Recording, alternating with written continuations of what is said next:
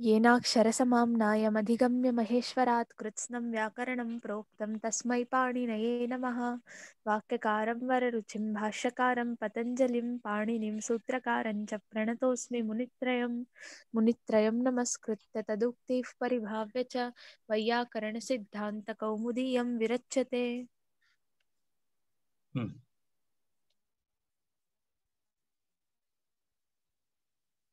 तर्हि 2082 इति तत्र सूत्रमस्ति।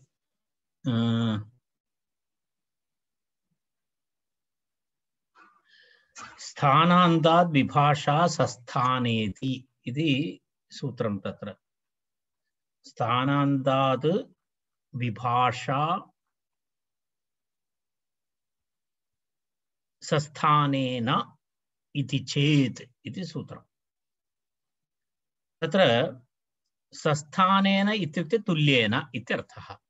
सस्थानेन इत्युक्ते तुल्येन इत्यर्थः। सस्थानेन तुल्येन चेत् स्थानान्तम् अर्थवत् इत्यर्थः। तत्र मनोरमायां पश्यामः। सस्थान इत्यस्य विवरणं तुल्येन इति।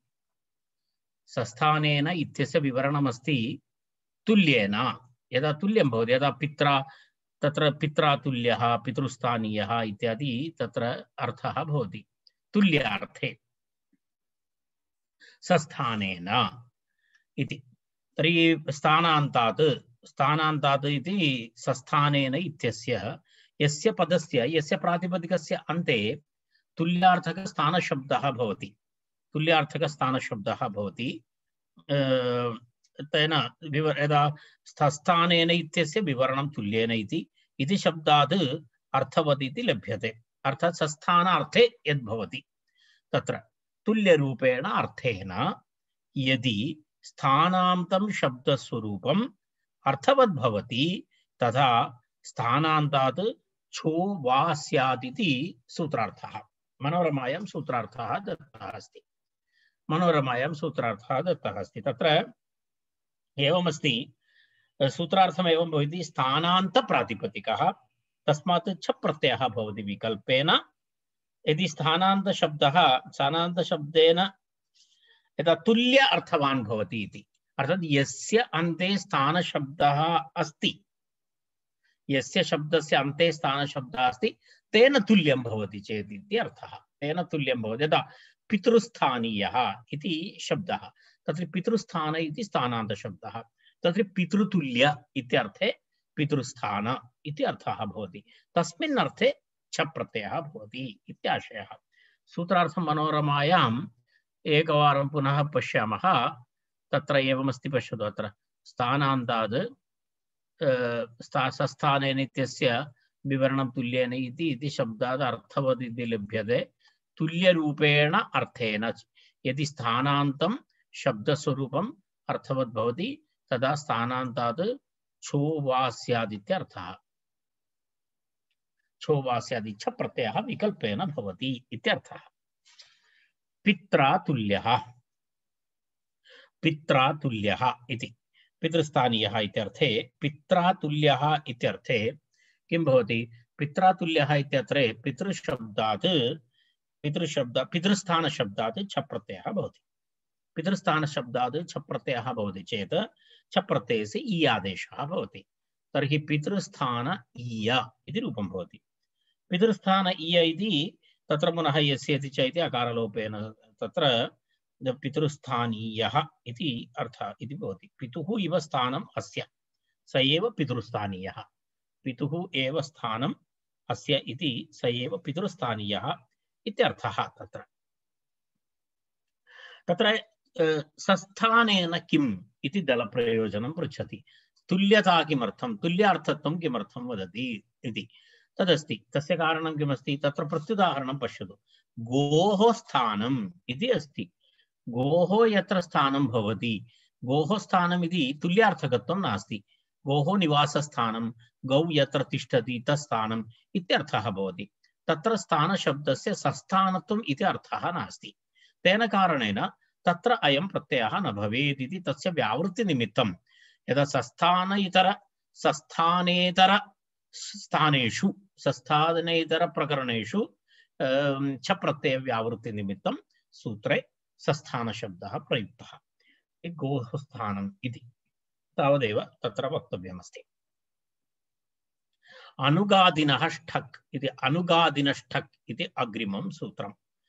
अनुगादिनष्ठक् अनुगादिनः के अनुगादिनः इत्युक्ते ये पृष्ठतः कथयन्ति ते अनुगादिनः। तत्र अनुगादिकः इत्युच्यते।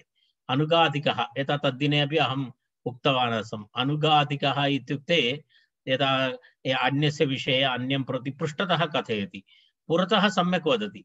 पुरतः वदति ओ भवान् ज्येष्ठः श्रेष्ठः इत्यादिकं वदति, पृष्ठतः गत्वा वदति स विजयकुमार महोदयः महामूर्खः अस्ति इति वदति, सः अनुगादिकः।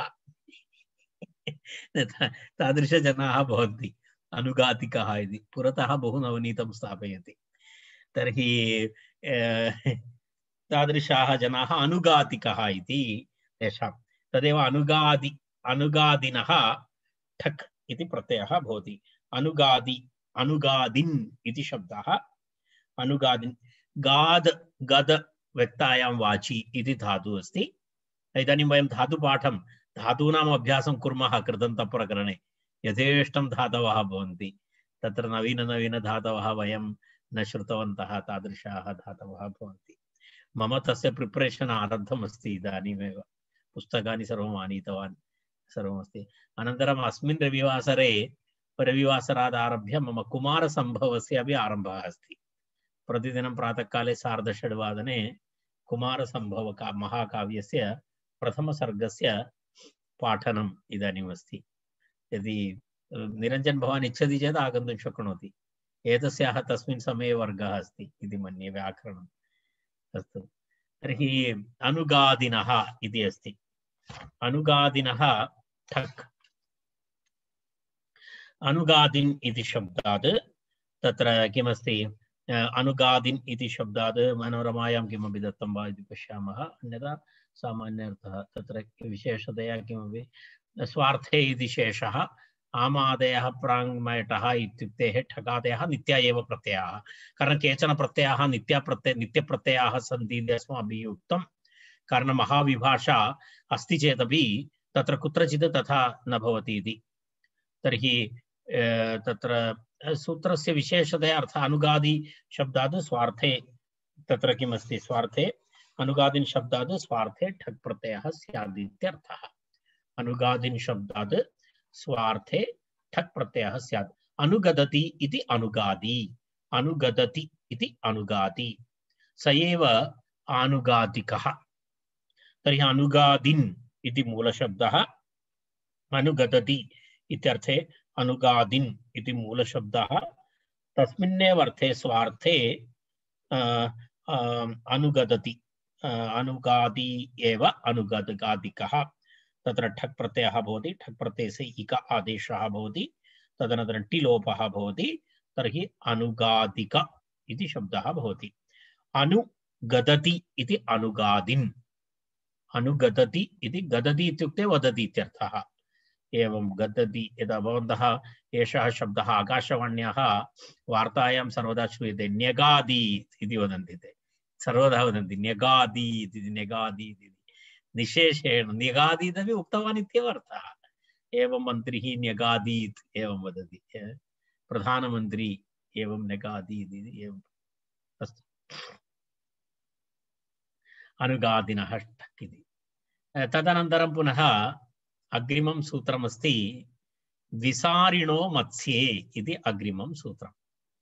विसारिणो मत्स्ये, विसारिणो मत्स्ये इत्युक्ते मत्स्ये अर्थे गम्यमाने इति। मत्स्ये इत्युक्ते यत्र मत्स्यार्थः गम्यमानः भवति तत्र अण् इति तत्र अनुवर्तते, अण् इति अनुवर्तते। अणिनुणः इति सूत्रम् आगतमस्ति तत्र। अणिनुणः इति सूत्रं 15तमं सूत्रं।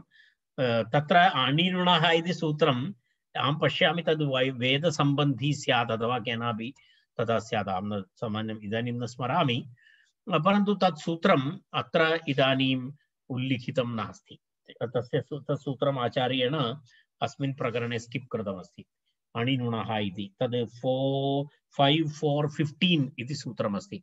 भवन्तः पश्यन्तु अत्र अनुगादिनष्टक अनन्तरं त्रयोदश सूत्रानन्तरं 14 अनन्तरं 15 इति सूत्रद्वयं तत्र नास्ति, साक्षात् पुनः 16तमं सूत्रमस्ति।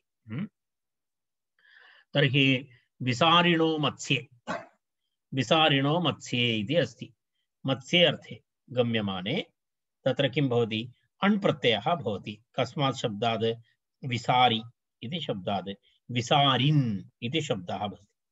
विसारिन् इति शब्दात् अणिनुणः इति पूर्वसूत्रात् अण् इति अनुवर्तते। मत्स्ये विद्यमानात् विसारिन् शब्दात् स्वार्थे स्वार्थे अण् स्यात् इत्यर्थः। स्वार्थे अण् स्यात् इत्यर्थः। किमस्ति तत्र विसारिणः मत्स्ये इति। विसारिणः मत्स्ये इत्यस्य अर्थः, सूत्रार्थः भवति मत्स्ये विद्यमानात् विसारिन् शब्दात् स्वार्थे अण् स्यात् इत्यर्थः। अण् स्यात् इत्यर्थः। वैसारिण इति रूपं भवति। वैसारिण विसारिन् इति शब्दः, विसारिन् शब्दात् अण् प्रत्ययः भवति। अण् प्रत्ययः भवति चेत् तत्र किं भवति, एवं विसारी, विसारी इति यदा हिंदी भाषायां विचरण इति अर्थः अस्ति, एवं यथेष्टं स्वेच्छया सञ्चरति इति विसारी इत्यर्थः। परन्तु मत्स्ये अर्थे भवति अण् प्रत्ययः। तत्र वैसारि इति शब्दः, वै विसारिन् अण् आदिवृद्धि वैसारिन् आ वैसारिण नकारस्य णत्वे वैसारिण वैसारिणः इति रूपं भवति। वैसारिणः मत्स्ये किमिति, यदि स्वच्छन्दं विचरति देवदत्तः चेत् वैसारिणः देवदत्तः इति प्रयोगः न भवति, विसारी देवदत्तः इति भवति। तत्र अण् प्रत्ययः न भवति। एतत् केवलं मत्स्य विवक्षायां मत्स्य अर्थे विद्यमाने सति अयं प्रयोगः भवति। तथा अस्ति।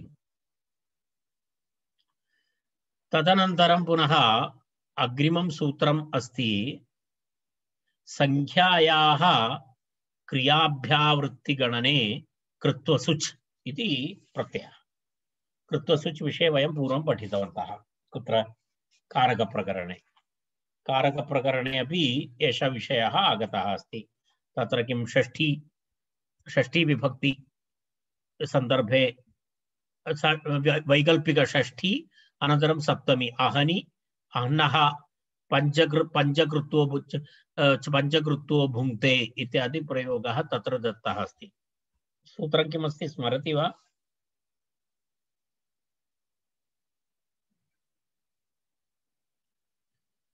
संख्यायाः क्रियाभ्यावृत्तिगणने कृत्वसुच् इति अस्ति।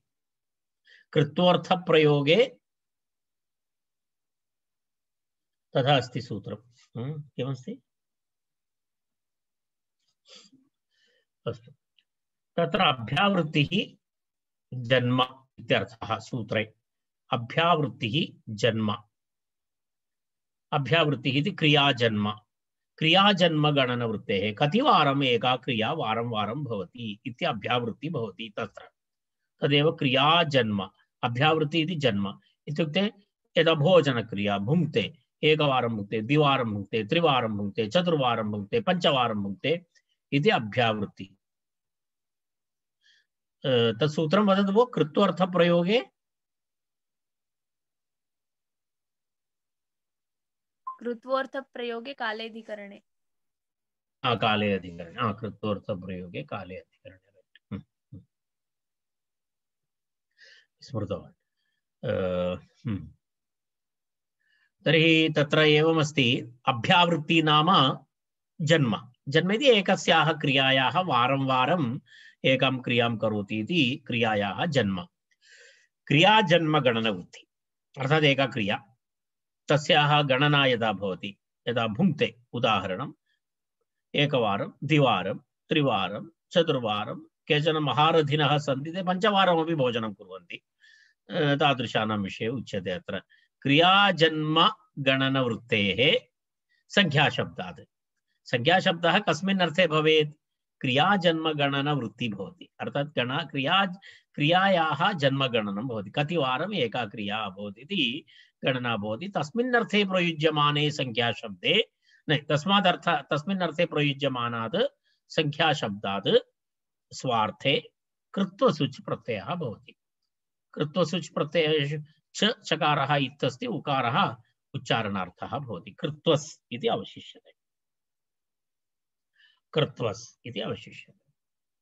सूत्रार्थः क्रियाजन्मगणनवृत्तेः संख्याशब्दात् स्वार्थे कृत्वसुच् स्यात् इति अर्थः। पञ्चकृत्वः भुङ्क्ते इति उदाहरणं। पञ्चकृत्वः भुङ्क्ते इति। पञ्चकृत्वः भुङ्क्ते इत्युक्ते कः अर्थः? पञ्चकृत्वः भुङ्क्ते इति पञ्चवारं भोजनं करोति इत्यर्थः। तर्हि कृत्वसुच् मध्ये चकारः इत्यस्ति, उकारः उच्चारणार्थः अस्ति। तत्र एवमस्ति, कृत्वार्थानाम् अव्ययत्वम् अस्ति। कृत्वार्थाः अव्ययाः, तर्हि अव्ययशब्दः एषः। अव्ययशब्दः एषः इति पञ्चत्वसङ्ख्याकोत्पत्तिविशिष्टा भोजनक्रिया इत्यर्थः। तत्र एवमस्ति। तत्र सूत्रार्थः एतस्य शब्दबोधः एवमस्ति। पञ्चत्वसङ्ख्याकोत्पत्तिविशिष्टा भोजनक्रिया इति, अर्थात् पञ्चवारं भोजनं करोति इति सरलया भाषया। पञ्चवारम् एकदिनं भोजनं करोति इति यदा पेण्डेमिक् काले भवन्तः अपि एतत् कदाचित् तदेव कुर्युः। यदा यदा लाक्डौन् भवति चेत् अन्यत् किं कार्यमस्ति, टैम् पास् किं करणीयमस्ति, भोजनं करणीयम्। अहं सम्यक् कृतवान्। तत्र संख्याकोत्पत्तिविशिष्टा भोजनक्रिया इति अर्थः। अस्तु, तत्र वारं वारं तद् भवति इति तत्र अभ्यावृत्ति। आवृत्ति इति वयं जानीमः खलु। वृत्ति, आवृत्ति, अभि आवृत्ति इति अभ्यावृत्ति इति अस्ति। वृत्ति, आवृत्ति, अभ्यावृत्ति। तत्र तदनन्तरं पुनः किम् अस्ति? तिन् प्रत्ययान्तः शब्दः एषः। अस्तु, प्रक्रिया तु स्पष्टमस्ति। पञ्चन् इति शब्दात् कृत्वसुच् कृत्वस् इति अवशिष्यते। तत्र नकारस्य लोपः, नलोपप्रातिपदिकान्तस्य। पञ्चकृत्वस् इति प्रातिपदिकं। तस्मात् सुप्रत्ययः, सुप्रत्ययस्य अव्ययमिति अव्ययात् अप्सुपः इति सुप्रत्ययस्य लोपः। तदनन्तरं पञ्चकृत्वस् इति सकारस्य ऋत्वे विसर्गे पञ्चकृत्वः इति रूपं भवति। पञ्चकृत्वः भुङ्क्ते इति तत्र सन्धिः भवति चेत् पञ्चकृत्वो भुङ्क्ते इति रूपं भवति। यत्र संख्यातिरिक्तं भवति तत्र संख्या इति किमर्थम् इति प्रश्नः। संख्यायाः अभ्यावृत्तिगणने इति किमर्थम् इति। संख्याशब्दः गणने वृत्तिः संख्याशब्दानामेव इति किमर्थम् इति। तत्र अन्यथा संख्या नास्ति चेदपि बहुवारं भोजनं कृतवान्, भूरिवारं भोजनं कृतवान् इत्यादि प्रयोगः भवति। तत्र गणनामेव कर्तुं न शक्नोति, तादृशाः जनाः अपि सन्ति। भूरिशब्दः बहुशब्दपर्यायः। यदा भूरिवारान् भुङ्क्ते इति भवति, तर्हि भूरि कृत्वा भुङ्क्ते इति न भवति। किमर्थं? तत्र संख्या नास्ति। संख्या यत्र भवति तत्रैव अयं प्रयोगः अस्ति। यदा केवलं एवं बहु, भूरि इत्यादि शब्दानां प्रयोगः यत्र भवति, भूरिवारं, बहुवारम् इत्यादि स्थानेषु कृत्वसुच् प्रत्ययस्य व्यावृत्तिनिमित्तं सूत्रे संख्याशब्दस्य प्रयोगः कृतः इति। भूरिवारान् भुङ्क्ते इति तस्य प्रत्युदाहरणं। तर्हि भूरिशब्दात् अनेन कारणेन भूरिशब्दात् किं न भवति? भूरिशब्दात्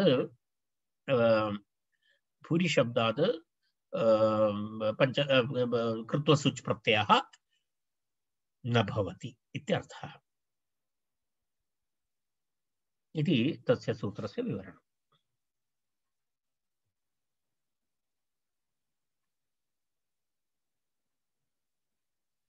द्वित्रिचतुर्भ्यः स्विच् पूर्वोक्तसूत्रस्य अपवादात्मकं सूत्रम् एतत्। द्वित्रिचतुर्भ्यः सुच्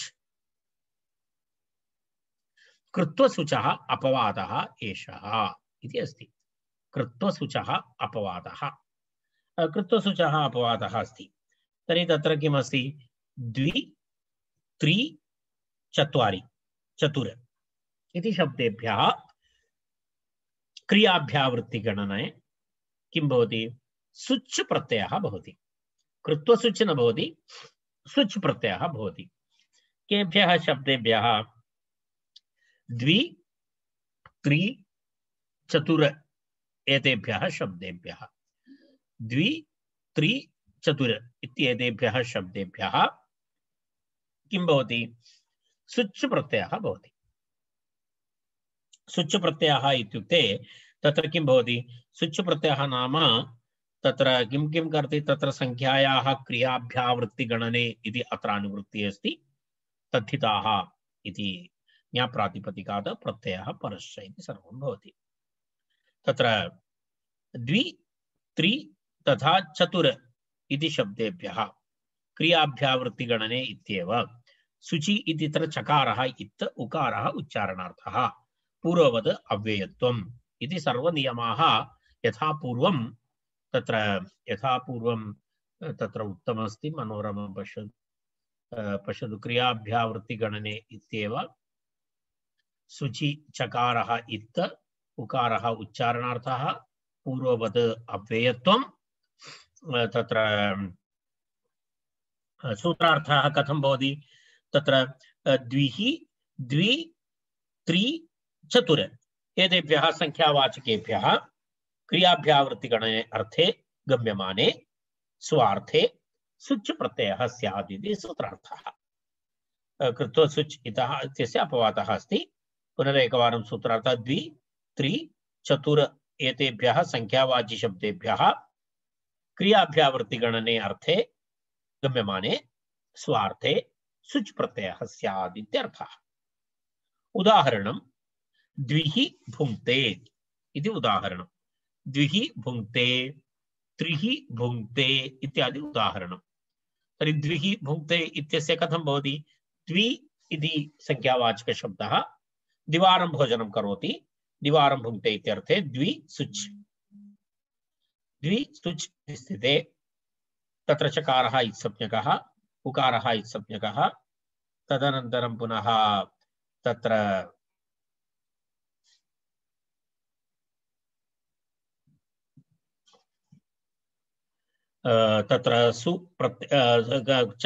द्विस् इति भवति प्रातिपदिकं। द्विस् इति प्रातिपदिकं भवति।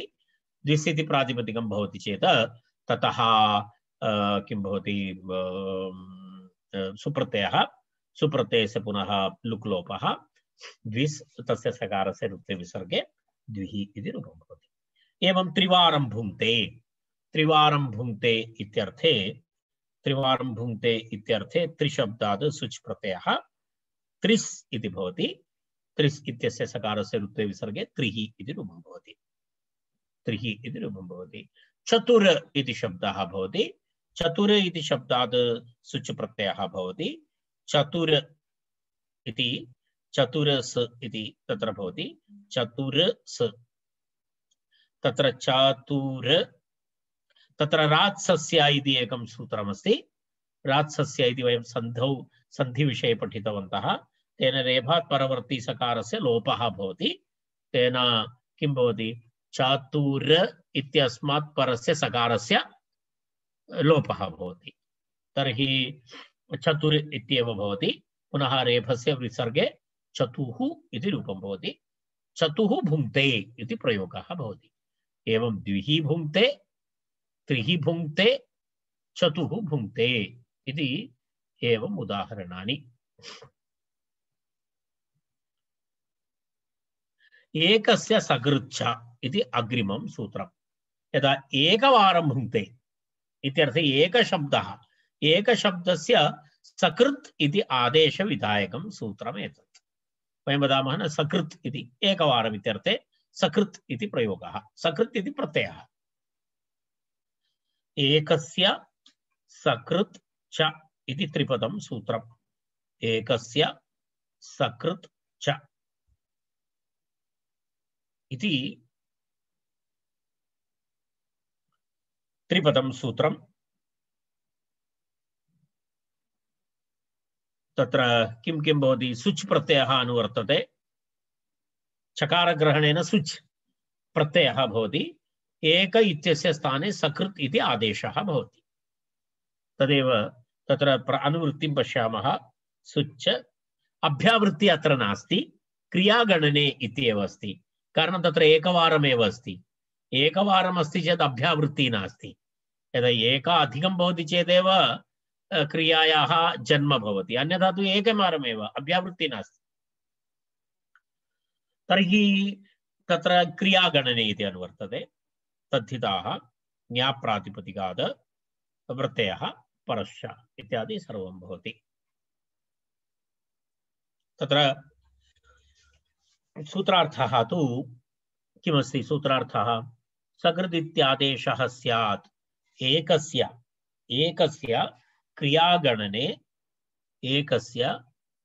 क्रियागणने अर्थे गम्यमाने सकृत् इत्यादेशः स्यात्। चकारग्रहणेन सुच् प्रत्ययः अपि स्यात्। सुच् प्रत्ययः अपि स्यात्। सकृत् भुङ्क्ते इति प्रयोगः। सकृत् भुङ्क्ते इति सकृत् भुङ्क्ते। तत्र सकृत् इति एकवारं भुङ्क्ते इत्यर्थे, एकवारं भुङ्क्ते इत्यर्थे एकशब्दस्य स्थाने अनेन सूत्रेण सकृत् आदेशः, तस्मात् स्वार्थे सुच् प्रत्ययः च। तर्हि सकृत् स, सकृत् स, सकृत् स इति तिष्ठति चेत् संयोगान्तस्य लोपः इति सूत्रेण, संयोगान्तस्य लोपः इति सूत्रेण सकारस्य लोपः भवति। सकृत् इति अवशिष्यते। सुचः लोपः, सुच् इति अन्तिमसकारः। तत्र अत्र केवलं क्रियागणनमेव अर्थः भवति, अभ्यावृत्ति अर्थः नास्ति। अस्तु, तर्हि एकवारं भुङ्क्ते इत्यर्थे सकृत् भुङ्क्ते, सकृत् पठति, सकृत् कार्यं एतत् सर्वं यत्किम्। तत्र केचन प्राचीनानाम् आचार्याणां मते तत्र एवमस्ति।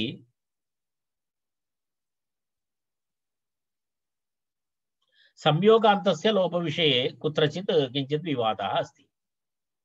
केषाञ्चन आचार्याणां मते तत्र सुप्रत्ययस्य लोपः, कृत्वसुच् इति सु अस्ति खलु, स इत्यस्य लोपः संयोगान्तस्य लोपेन न भवति, तत्र हल्ङ्याभ्यो दीर्घासुतिस्य पृक्तं हल् इति सूत्रेण इति केचन वदन्ति।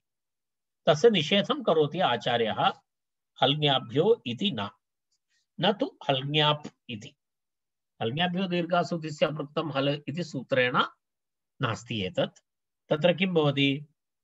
तत्र वस्तुतः संयोगान्तस्य तेषां दृष्ट्या संयोगान्तस्य लोपः इति सूत्रं तत्र असिद्धमस्ति इति ते कथयन्ति। परन्तु तन्मतं सिद्धान्तकौमुदीकारस्य अनुमतं नास्ति। सः वदति तथा नास्ति। हल्ङ्याभ्यो दीर्घासुतिस्य पृक्तं हल् इति सूत्रेण न भवति। अभैसीद् इत्यत्र सिचः एव सुचः अपि तदयोगात्, सिचः इव सुचः अपि तदयोगात्। यदा एवमस्ति तत्र हल्ङ्याभ्यो दीर्घासुतिस्य पृक्तं हल् इत्यत्र सु ति सि इति विभक्तिघटक सकार तकार सकारादीनां लोपः अस्ति। सर्वेषां सकार तकार सकारादीनां लोपः तत्र नास्ति। तत्र तु केवलं सि, तत्र किं किम् अस्ति? सु ति सि इत्येतेषामेव भवति, अन्येषां न भवति। तेन कारणेन अभैत्सीद् इत्यत्र तत्र सि सकारः अस्ति, तद् सिच् अस्ति, सु नास्ति अथवा सि नास्ति। तेन कारणेन तस्य लोपः न जातः। यदि हल्ङ्याभ्यो दीर्घाद् इति सूत्रस्य सर्वत्र लोपः भवति, सु ति सि इति विहाय अन्य प्रत्यय घटकसकारस्य अपि भवति चेत् तत्र अभैसीद् इत्यत्र भवितुम् अर्हति स्म, परन्तु तत्र तथा न दृश्यते। तत्र लोपः तेन कारणेन नास्ति अभैसीद् इत्यत्र। तर्हि ततः किम् अवगन्तव्यं, तत्र सु ति सि इत्येतेषां सह साहचर्ये वर्तमान स त इत्यादीनां लोपः भवति, इत्यनयोः लोपः भवति, न तु अन्येषाम्। अत्र तु सुच् प्रत्ययः, सुच् प्रत्ययः न तु सि अस्ति, न तु सु अस्ति, सुप्रत्ययः अस्ति, न तु ति प्रत्ययः अस्ति। तेन कारणेन अत्र तद् भवितुं न अर्हति इति आचार्यस्य मतं। तर्हि तस्मात् संयोगान्तस्य लोपः इत्येव मतं कस्य, सिद्धान्तकौमुदीकारस्य इति। तत्र अभैसीद् इत्यत्र सिचः इव सुचः अपि तदयोगात् इति। यदा अभैसीद् इत्यत्र सिच् इत्यस्य योगः नास्ति, तत्र लोपः नास्ति, तद्वत् अत्र सुचः अपि लोपः न भवति तदयोगात् इति सूत्रस्य विवरणम्। एकस्य सकृच्च इति सूत्रम् अत्र समाप्तम्। विभाषा बहोऽर्था अविप्रकृष्टकाले इति अस्ति।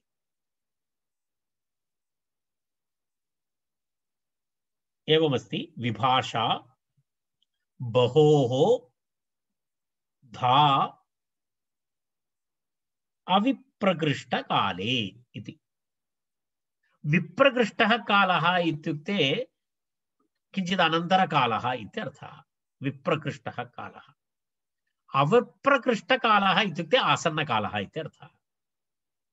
अविप्रकृष्टः आसन्नः, अविप्रकृष्टः आसन्नः। अविप्रकृष्टकालिक क्रियाभ्यावृत्तिगणनवृत्तेः बहुशब्दात् धा प्रत्ययः वा स्यात्। विकल्पेन धा प्रत्यय विधायकं सूत्रम्।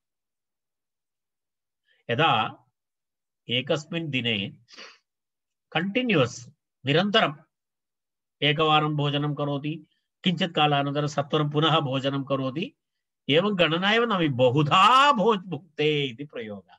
बहुधा भुङ्क्ते इति, बहु कृत्वा भुङ्क्ते इत्यपि भवति। बहुधा भुङ्क्ते, बहुधा दिवसस्य भुङ्क्ते इति प्रयोगः। तत्र किमस्ति, आसन्नकाले भोजनं करोति, आसन्नकाले अर्थात् सत्वरं सत्वरं, तत्र एकदिनमेव बहुवारं भोजनं करोति इत्यर्थः। तदेव तस्मिन् अर्थे बहुशब्दात् धा इति प्रत्ययः भवति, धा इति प्रत्ययः भवति। तदेव मनोरमां पश्यतु।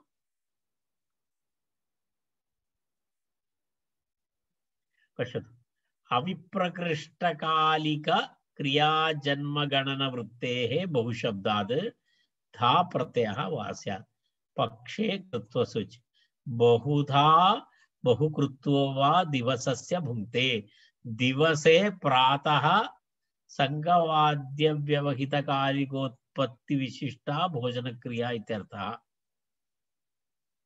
तत्र एवमस्ति, प्रातः संगवाद्यव्यवहित कालिकः। तत्र मम तु तस्मिन् विषये तु न सम्यक् न मया न ज्ञातं तद्। अस्तु,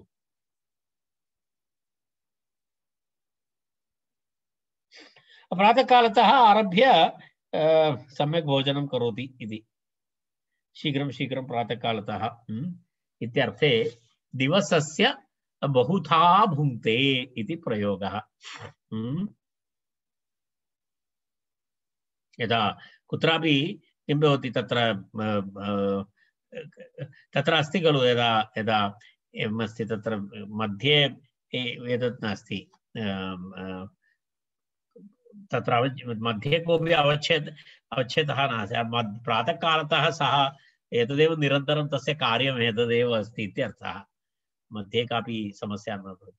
बहुधा इति शब्दः, बहुशब्दात् धा इति प्रत्ययः, बहुधा इति प्रयोगः भवति। बहुधा दिवसस्य भुङ्क्ते, बहुधा दिवसस्य भुङ्क्ते इति प्रयोगः।